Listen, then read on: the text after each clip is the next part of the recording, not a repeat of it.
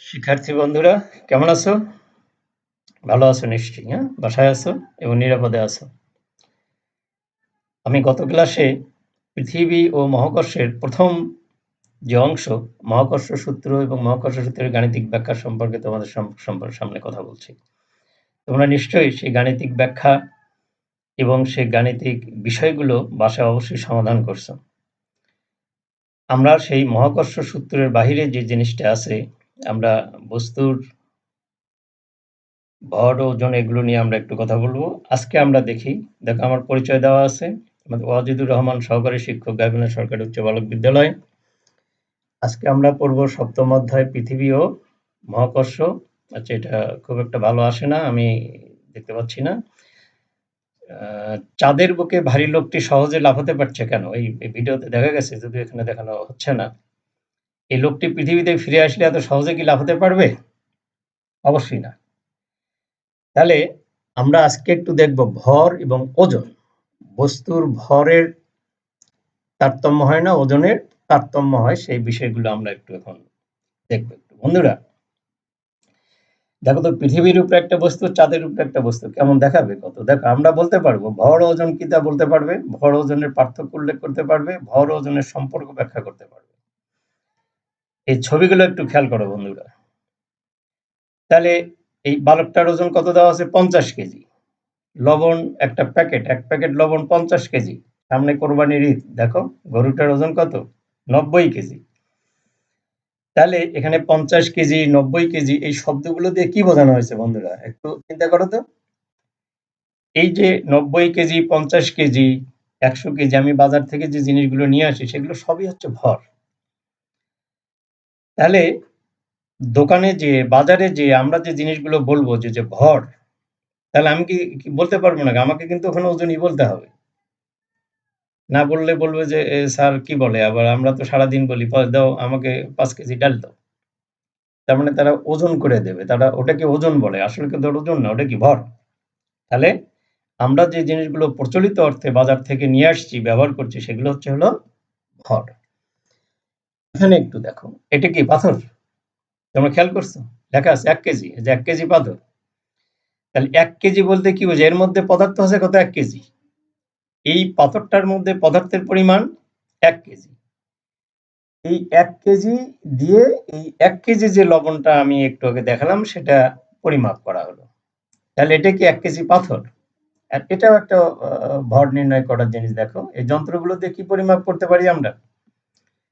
দেখো একটু খেয়াল করে, বলটা কি নিচের দিকে আসতেছে? খেয়াল করো, আমি আবার একটু দেখাচ্ছি। এটা কোথায় ছিল? এটি নিচে কেন আসলো? একটু চিন্তা করো। বলটির উপর কোনো বল কাজ করছে কি? বলটা কি এমনি এমনি নিচে আসছে?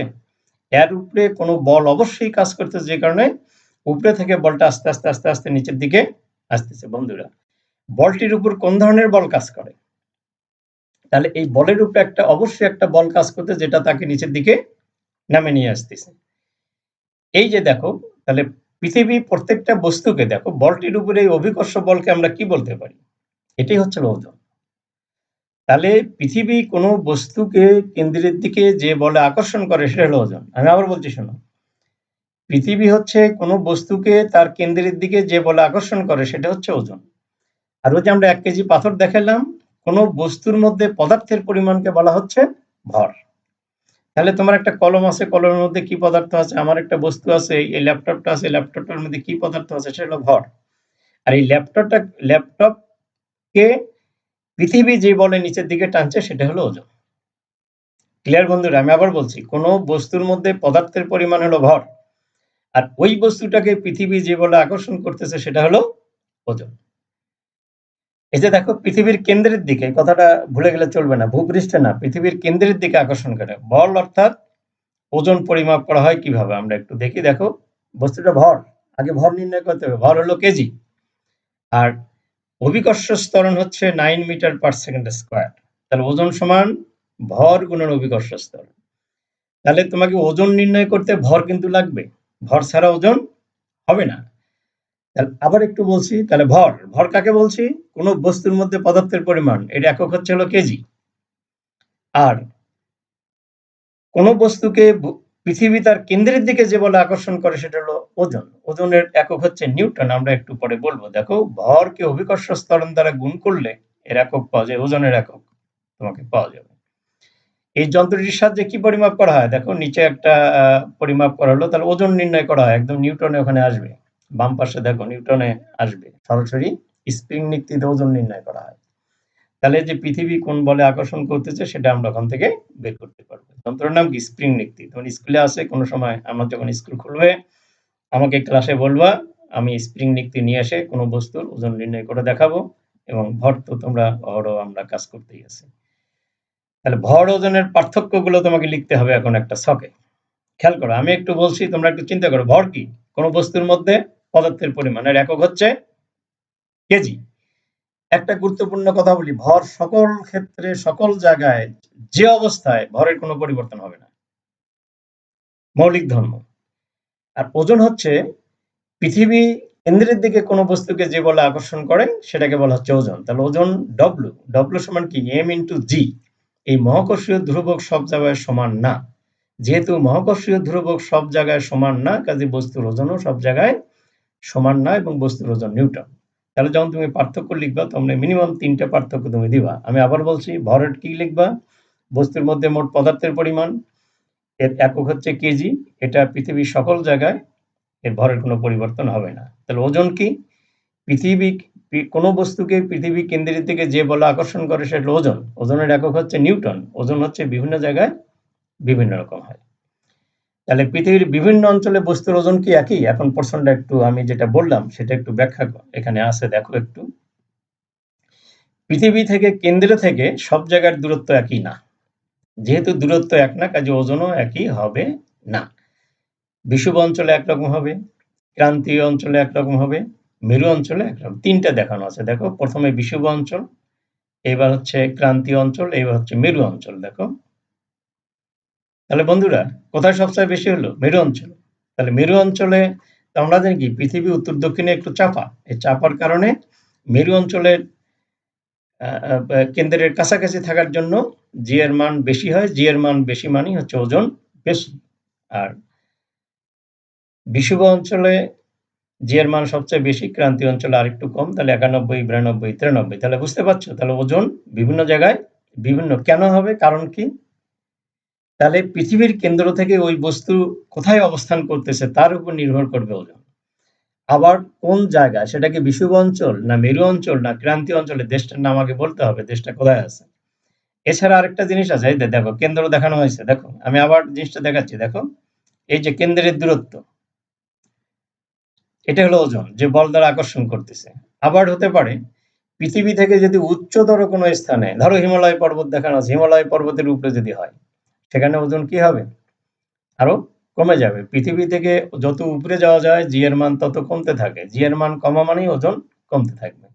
তাহলে ভূপৃষ্ঠ থেকে উপরে কোনো স্থানে জি এর মান কম বিধায় বস্তুর ওজনও কম। তাহলে পৃথিবীর বিভিন্ন অঞ্চলে একই বস্তুর ওজন বিভিন্ন হয় কেন, এখন ব্যাখ্যা করতে পারবা? তাহলে পৃথিবীর বিভিন্ন স্থানে জি এর মান বিভিন্ন, অভিকর্ষ ত্বরণ বিভিন্ন। কেন বিভিন্ন? কেন্দ্র থেকে উচ্চতা হিসাব করবা, বিষুব অঞ্চলে একরকম, ক্রান্তীয় অঞ্চলে একরকম, মেরু অঞ্চলে একরকম, কিন্তু ভূপৃষ্ঠ থেকে উপরে কোনো স্থানে গেলেও জি এর মান কমে, এবং ভূ অভ্যন্তরে যেতে গেলেও জি এর মান কমে। যেহেতু জি এর মানের কম বেশি হয়, এই জন্য ওজনেরও কম বেশি হয়। ব্যাখ্যাটা তোমাকে বলতে হবে বন্ধুরা। এই যে এখানে দেখানো আছে, দেখো ভূপৃষ্ঠ থেকে কোথায় গেল? চাঁদে গেল। তাহলে এখানে যে বস্তুটার ওজন 392 নিউটন, চাঁদে যাওয়া হবে 65.3 নিউটন। তার মানে অভিকর্ষ ত্বরণের মান ভূপৃষ্ঠের থেকে 6 ভাগের 1 ভাগ হচ্ছে হলো চন্দ্রে। আমরা জানি কি, ভূপৃষ্ঠে জি এর মান কত? 9.8 মিটার পার সেকেন্ড স্কয়ার। এটা চাঁদে যা হবে 1.63 newton metre per second square. তার মানে 6 ভাগের 1 ভাগ। তাহলে ওজনও 6 ভাগের 1 ভাগ হয়ে যাবে। দেখো, 6 দিয়ে এটা গুণ করে দাও, এটাই হবে। তাহলে এখানে কি নির্ণয় করা হচ্ছে দেখো তো। তাহলে স্প্রিং নীতি, আমরা একটা যদি আমরা যন্ত্র সেট করতে পারি তাহলে এটা কম বেশি হচ্ছে। দেখো, স্প্রিং এর দৈর্ঘ্য বাড়তেছে, তুমি যত ভারী জিনিস দিচ্ছ তত বাড়ছে। দেখো, কোনো নির্দিষ্ট স্থানে বস্তুর ভর ওজনের মধ্যে কি সম্পর্ক, খেয়াল করো। ভর যত বেশি হচ্ছে তার ওজনও তত বেশি হচ্ছে। তাহলে ভর যদি আমি ছোট একটা পাথর দেই তাহলে স্প্রিং এর ২ টা একটা আসবে। এত দূরে আসবে, আসবে কি? আসবে না। তাহলে কোনো নির্দিষ্ট স্থানে বস্তুর ওজন ভরের সমানুপাতিক। তার মানে ভর যত বেশি হবে ওজন তত বেশি হবে। এটা নির্দিষ্ট স্থানে বলা আছে বন্ধুরা। আমি যদি ভূপৃষ্ঠে এখন গাইবান্ধার কথা বিবেচনা করি, শুধু গাইবান্ধার কথাই বলতে হবে। কিন্তু এই জায়গাটা যদি আমি ভারতের বা অন্যান্য দেশের কোথাও নিয়ে যাই তখন জি এর মান আবার কম বেশি হবে। তার নির্দিষ্ট স্থানে ভর যত বেশি হবে ওজন তত বেশি হবে, ভর যত কম হবে ওজন তত কম হবে। এই নভোচারী চাঁদে গিয়ে দেখলো সেখানে সে 18 ফুট উপরে উঠতে পারছে, কিন্তু পৃথিবীতে সে লাফিয়ে উঠতে পারতো না। এর কারণ কি? তাহলে ওখানে আকর্ষণ বল কম, সে দ্রুত লাফ দিয়ে উঠতে পারে, আর পৃথিবীর আকর্ষণ বল বেশি, এই জন্য সে লাফ দিয়ে উঠতে পারে না। তাহলে কোনো বস্তুর ভর মহাবিশ্বের সকল স্থানে একই থাকে? ভর অবশ্যই একই থাকে। ওজন ভরের সমানুপাতিক? হ্যাঁ। ওজন বস্তুর নিজস্ব ধর্ম? নিজস্ব ধর্ম না। খেয়াল করো ১ এবং ২। ওজন হচ্ছে জি এর উপর নির্ভর করে। আবার দেখো চাঁদের 10 কেজি বস্তুর ওজন কত হবে? তাহলে 10 কেজিকে কি দিয়ে গুণ করব? 1.63 দিয়ে গুণ করতে হবে। তাহলে দেখো এই যে 16.3 নিউটন। এখন তোমরা একটু কাজ করবা। বিষুবীয়, ক্রান্তীয়, মেরু অঞ্চলে বস্তুর ওজন ভিন্ন ভিন্ন হয় কেন? তোমরা তোমার বই থেকে সাহায্য নিয়ে তোমরা একটু তোমাদের নোট খাতায় এটা লিখবা। আমি ব্যাখ্যাটা বুঝিয়ে দেব। বিষুবীয় অঞ্চলে বেশি কেন বেশি? জি এর মান বেশি। ক্রান্তীয় অঞ্চলে বিষুবর চেয়ে বেশি কেন? এখানে জি এর মান কমতে থাকে, আর মেরু অঞ্চলে আরো কম। তাহলে বিষুব, ক্রান্তীয়, মেরু বিভিন্ন অঞ্চলে জি এর মানের বিভিন্নতার কারণে ওজনও বিভিন্ন হয়। এই জিনিসটা ব্যাখ্যা করে তোমরা খাতায় লিখবা। তাহলে আশা করি তোমরা এই প্রশ্নের ওজনগুলো দিতে পারবা, উত্তরগুলো দিতে পারবা। ভর ওজন কি? ভর হচ্ছে বস্তুর মধ্যে পদার্থের পরিমাণ, ওজন হচ্ছে কোনো বস্তুকে ভূপৃষ্ঠ কেন্দ্রের দিকে যে বলে আকর্ষণ করে। পার্থক্য তুমি সংজ্ঞা দিবা। ভরের একক কেজি, ওজনের একক নিউটন। ভর হচ্ছে মৌলিক ধর্ম, পরিবর্তন হয় না, ওজন বিভিন্ন জায়গায় বিভিন্ন রকম হয়। অভিকর্ষ ত্বরণ পরিবর্তনের সাথে সাথে বস্তুর ওজনও পরিবর্তিত হয়। তাহলে আমরা ওজন সমান কি? ভর গুণন অভিকর্ষ ত্বরণ। তাহলে অভিকর্ষ ত্বরণ যদি পরিবর্তন হয়, জি যদি পরিবর্তন হয়, তাহলে ওজনেরও পরিবর্তন হবে, এবং এই পার্থক্যগুলো সুস্পষ্টভাবে তোমরা বই থেকে আরো সুন্দর করে লিখে পড়ে নিবা বন্ধুরা। তোমরা বাসায় থাকো, নিরাপদে থাকো। ধন্যবাদ। আমরা এই অধ্যায়ের পড়াটা এখানেই শেষ করব। আর পর্যায়ক্রমিক আমি ২ টা ক্লাস নিলাম। এরপরেও আমি এই অধ্যায়ের আরো ২ টা ক্লাস নেব। তাহলে এই অধ্যায়টা পুরোপুরি তোমাদের শেষ হবে। তোমরা ধারাবাহিকভাবে ১, ২, ৩, ৪ টে ক্লাসই দেখে নিবা। তাহলে পুরো অধ্যায় সম্পর্কে তোমাদের একটা পরিষ্কার ধারণা হবে। ধন্যবাদ বন্ধুরা। ভালো থাকো, নিরাপদে থাকো, বাসায় থাকো। অবশ্যই বাইরে যাবে না। বাইরে যদি যেতেই হয় তোমাদের অভিভাবকের সাথে এবং মাস্ক পরে নিরাপদ দূরত্ব বজায় রেখে জনসমাগম এড়িয়ে তোমাকে চলাচল করতে হবে। ধন্যবাদ বন্ধুরা।